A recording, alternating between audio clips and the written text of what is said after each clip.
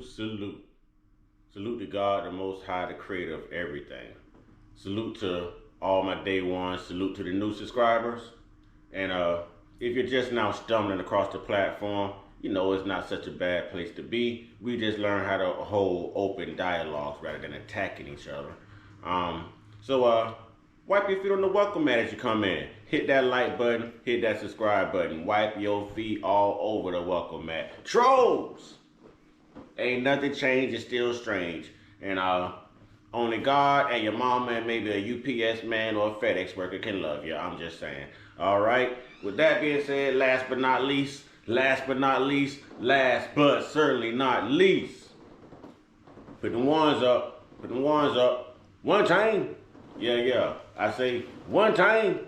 Yeah. I say one time. One time, baby. One time for the Uncut Squad. One time for the Gifted Family. One time for Big Bro's Corner. One time for Big Bro's Backup.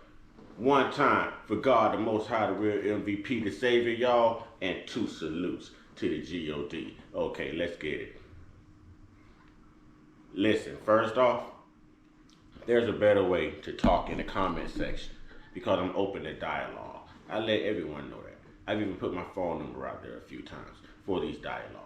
Okay, but one thing we're not going to do is attack each other. Now, let's get uncut for a minute. Let's get into this. All right? You should not be under any religious leader or any type of religion that you do not have access to your pastor, your reverend, your bishop, whoever your religious leader is.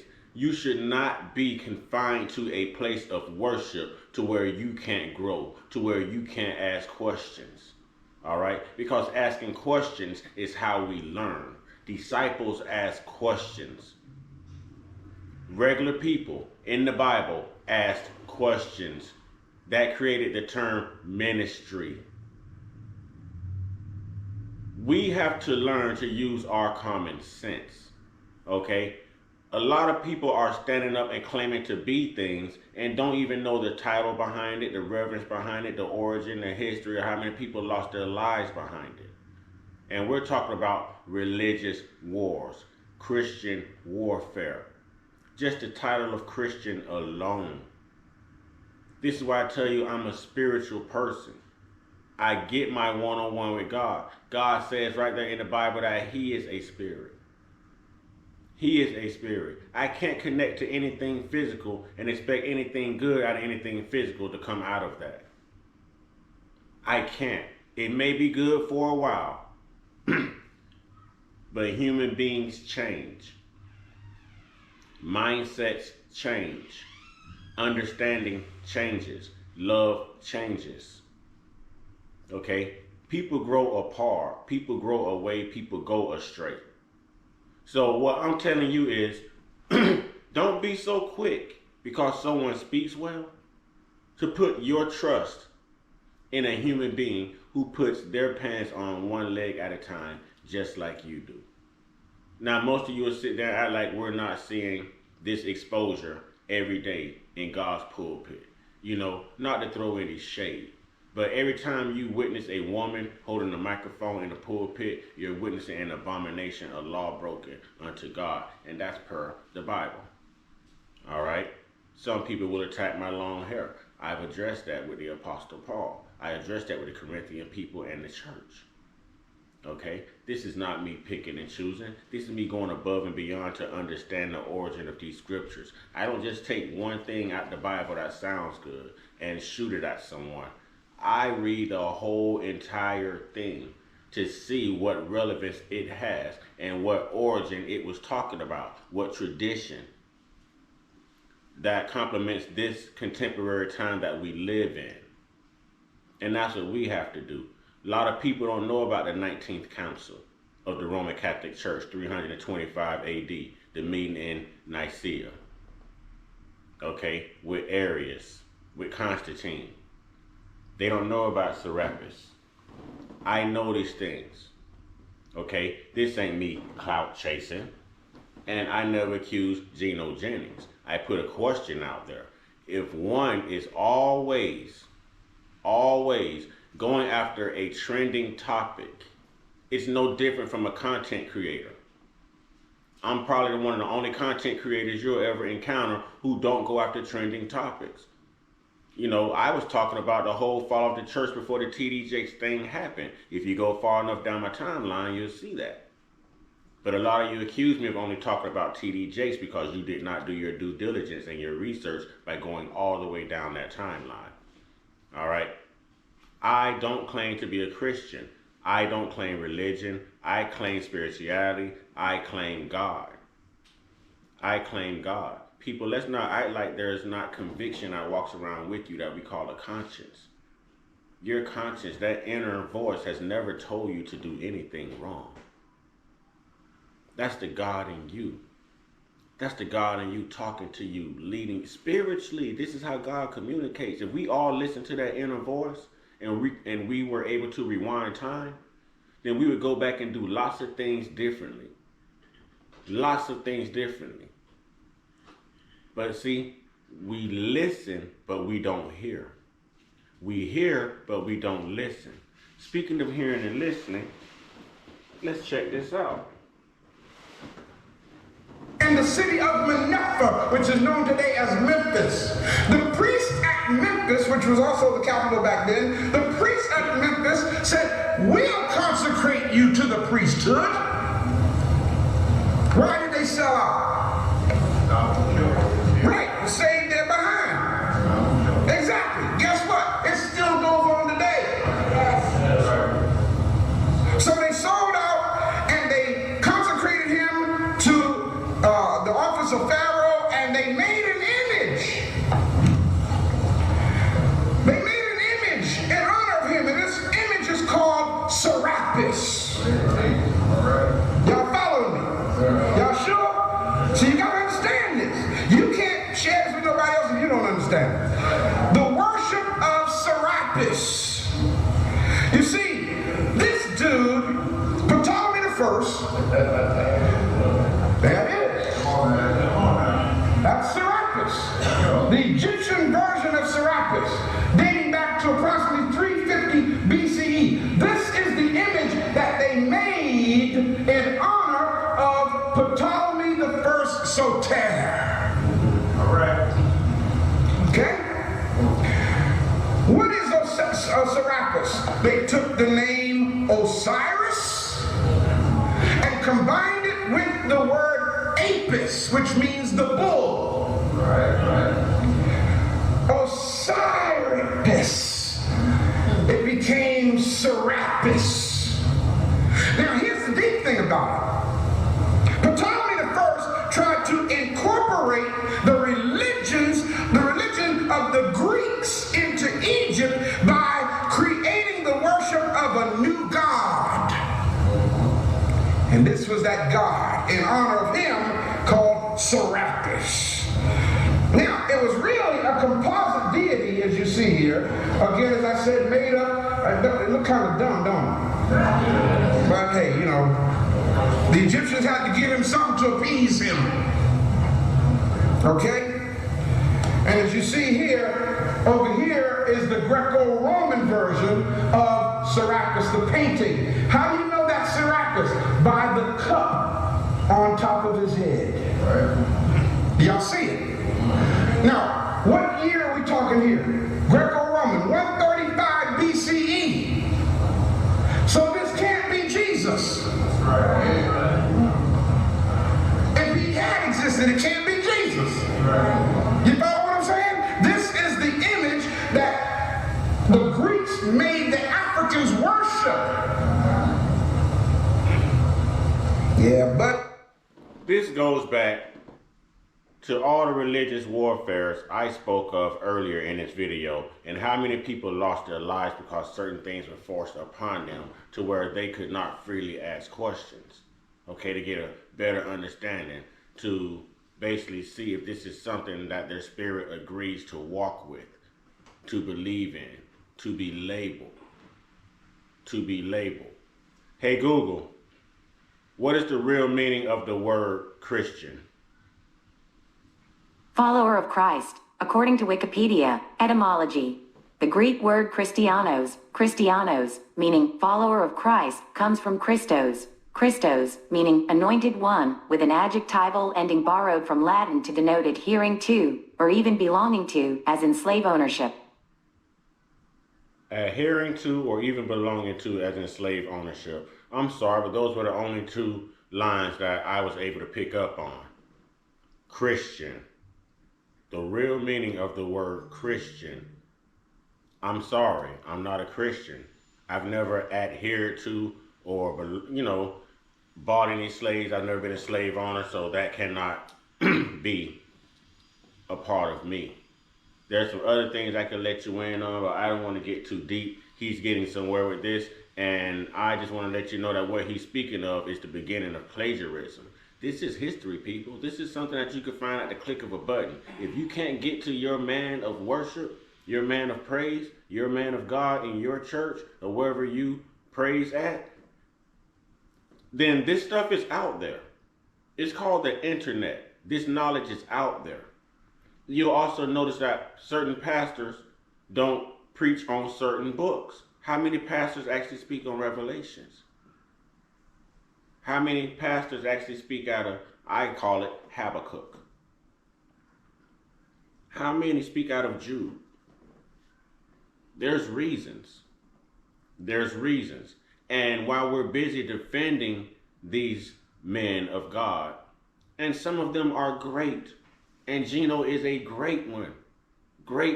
But remember, while we're out here defending these men of God, it's easy to weaponize a person's beliefs against them. So, not saying that Gino would, but since Gino is a great guy, he's powerful, he's known to everyone. If Gino spoke to 1 million people and said, God told me to tell 1 million people to go jump off of the Skyway Bridge, or the London Bridge, or the Golden Gate Bridge, how many people are going to jump out of faith? I'm sorry, I don't have that much faith in man because God didn't tell me that, sir.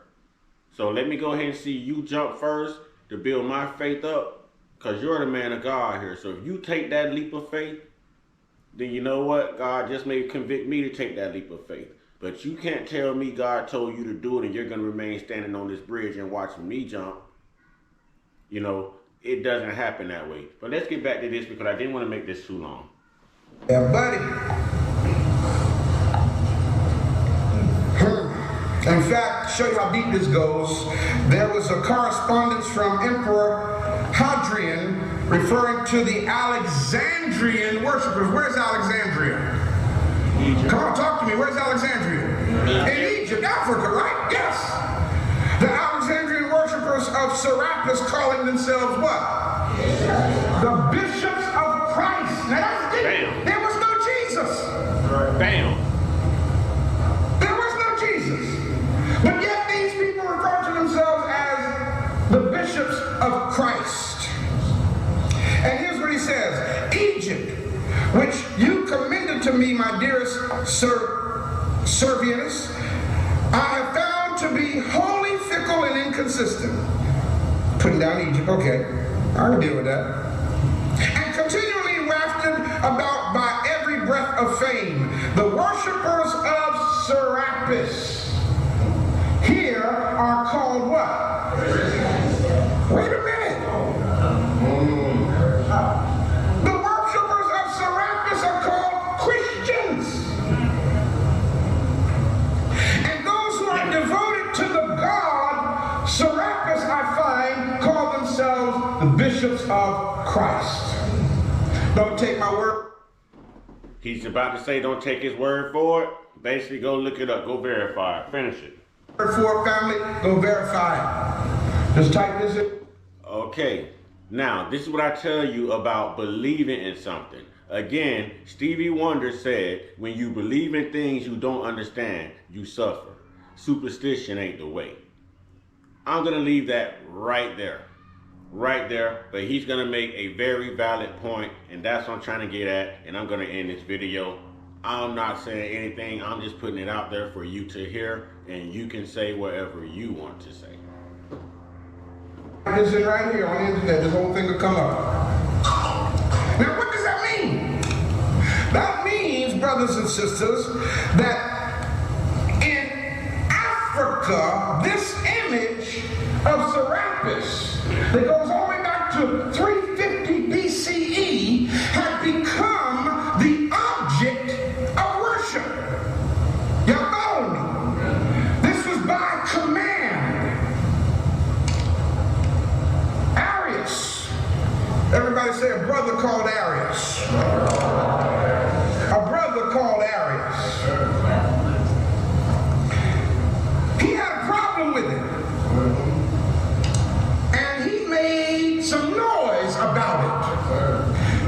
They say this, and I wonder how true it is. The only thing necessary for falsehood or evil to triumph is for good men or women to remain silent. Follow what I'm saying? Falsehood was on the loose. A black man named Arius from Libya came forth and said, enough is enough. He began to explain to them, and you all see what years he lived here, 256 to 336 AD. So guess what? We're talking about the time of the Council of Nicaea, 325 AD. Needless to say, you see, he died 11 years later. Okay? And I wonder, did he die or was he killed?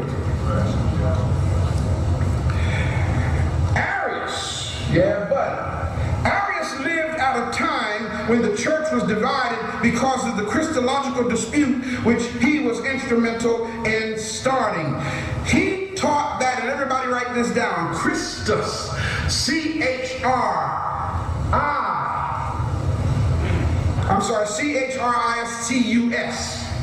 Christus. Christus was also the nickname for Serapis. What word do you see there? Christ, exactly. Not a Jesus, Serapis. And guess what, y'all? This was deep. This marble image right here, this is the newfangled version of Serapis. Okay, and they've used this bearded figure. This is now the image that they use for Jesus today. Okay, because Serapis, you know, I do in a few minutes show you the comparison. This marble bust of Serapis, which is in where? London Museum. Y'all bear with me. I'm getting somewhere. He's getting somewhere. And like I said, I'm just putting this information out there. All I'm doing, I'm putting it out there. Okay, you make of it what you want to make of it. I'm putting it out there. But he's getting somewhere. Bear with me. I don't want to speak over him. I don't want to keep stopping him. Bear with me. Educational purposes, fair use. Bear with me. Right now, as I'm talking to you, that's in the London Museum. You were there, did you see it? Yeah, that's what I'm saying. This is in the London Museum. Why haven't we been taught this? Why y'all who grew up in the church all your life? Why weren't you taught this? Why were we not taught it? You can't teach it. Because it will cause the Christian church to shut down. Arius was making noise, man. He was telling everybody, this deity that y'all worshiping is not deity. He was made by people's hands. Go back here. He was made, he was formed out of metal. How do you tell people who have been worshiping Serapis for over 2.5 centuries that what they've been worshiping ain't real? How do you do that? Arius was causing such a problem. How do you tell someone who's been believing in Christianity for over 2,000 years that what they're believing in just may be Serapis and not Jesus? Not Yahshua, not Yahweh, not Isis. Not Yahshua, not Yahweh, not Isis, but Serapis. How? And this stuff is out there. Let's not act like you didn't hear them say where Christ really came from. And he's getting to his point. Let me stop speaking, let him speak so I can end this video. Because people started listening to him. And they started doing their research and finding out the man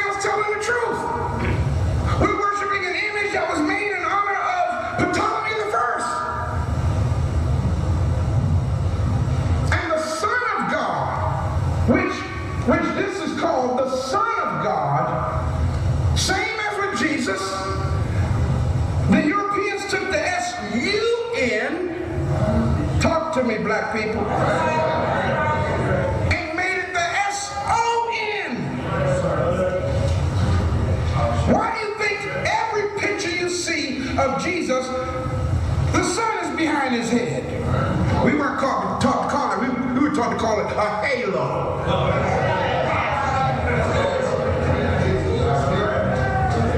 I dare you to go down here to the Catholic Cathedral on Lindell, is it? All you gotta do is walk in there and walk up to the altar and you see exactly what I'm talking about. They got this big pearly white Jesus on the cross with the sun behind his head, meaning he is a Sa-Ra, a son of Ra. And Ra was called, or God was called Ra in ancient Egypt. Are y'all following what I'm saying? Arius came along and he began to mess up everybody's program. He started telling people, y'all are believing in a statue. And guess what, y'all? Some of y'all do too. Some of y'all got the statue, little tiny one hanging around your neck. Yes, you do. And I mean, I have to put it out again. Why do you keep celebrating that? Why do you keep celebrating death? You know? If you're going to celebrate something, celebrate life. Why is it that nobody yet?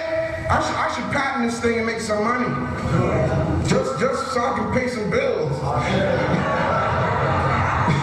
I should patent this thing. I should actually patent, and I'm giving somebody a secret to become a millionaire now. Okay, go out here and patent, and don't forget me when you do now, all right? Go out here and patent an empty tomb.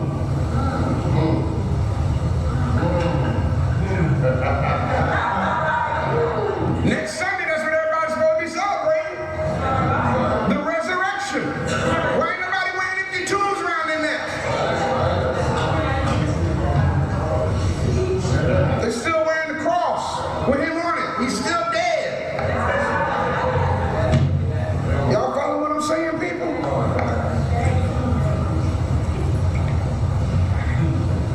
Arius caused such a problem for the clergy coalition of his day. He caused such a problem for the ministers' union of his day. He caused such a problem for the ecclesiastical dignitaries of his day that they had, I mean, really, people were starting to leave their churches and going to listen to Arius. So what happened, for the sake of stability in the Roman Empire, Constantine called a council and summoned all the bishops of the Roman Catholic Church to this council meeting. It was called the Nicene Council. And in this council, the first order of business was to discredit and silence Arius. We gotta stop this man. Yes, black man from Libya. We gotta stop him. He's telling the truth. But we don't need for the people to know that. Y'all hearing me? So they convened a council meeting and they came up with a creed. Now mind you, when this council meeting was called, there was no Jesus. This is who existed. Serapis. Y'all following what I'm saying? Are you clear? Listen, ladies and gentlemen. Don't take my word for it. Invalidate what I'm saying.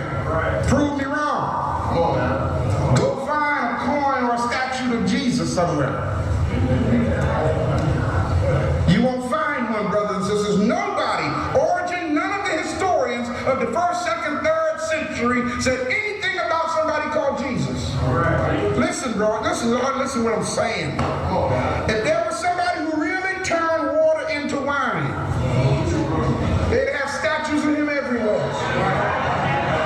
If somebody really took 2 fish and 5 loaves of bread and fed 5,000 people, they'd have statues and monuments of him everywhere. If somebody had really walked the water, that's been it, man. That's been it. Did y'all see what that brother did, man? Y'all follow what I'm saying? There would be drawings and everything of it. Not one iota of evidence anywhere on this planet. So what they had to do was they had to take this image right here, the Serapis image, and make it Jesus. At the Nicene Council, y'all all right? All right. You sure? All right. At the Nicene Council lasted for 2 months and 12 days. 2 months and 12 days of deliberation as to what to do with Arius, and also to pass a law that people can't kneel down and pray at this time. They got to stand up and pray, and also to pass a law that this is going to be the day that everybody celebrates Easter. Okay? Now, even though this pagan practice of Easter had existed for thousands of years, nobody had actually decided what day it was going to happen on. To the Nicene Council. 318 bishops were present. Pope Sylvester, everybody say Pope Sylvester. Another sellout preacher. Pope Sylvester. Constantine went to Pope Sylvester and said, now listen, I'm making you the first pope. Black man, right? I'm making you the first pope, Sylvester. Okay? But now here's what I want done. And as long as you follow my orders, you'll be a rich pope. You ain't nothing to worry about. Pope Sylvester was Emperor Constantine's puppet and was used to proclaim his wishes. To this council we owe the Creed of Nicaea, defining against Arius. This is some deep stuff. They actually convened a council meeting and came up with a creed just to discredit Arius. The Nicene Creed, which became the statement of the Christian faith, was written and decreed and canonized by 318 Roman Catholic bishops of the Council of Nicaea in 325 AD. Let's check it out. Let's read it together. What does it say? Can everybody see it? Here we go. Let's read it. Here we go. We believe in one God the Father, all-powerful, maker of all things, both seen and unseen. Stop right there. Okay? Not a problem. Now they begin to address the issue. You notice how they had to open it up? They had to open. And truthfully, that's not a problem, because if you think about it common sense wise, you can feel the wind, but you can't see it. You can feel the wind, but you can't see it. So you know that it exists. You know that it is there. But visually, you can't see it. Physically, you can feel it. It's the same way with God's Spirit. So truthfully, that's correct. Let's get into this so I can wrap it up. To open it in a statement that is unanimously agreed upon with everybody. Arius didn't have a problem with that statement. In fact, that was Arius' argument. There ain't but one God. He ain't got no sons. That was Arius' argument. See what I'm saying? Okay?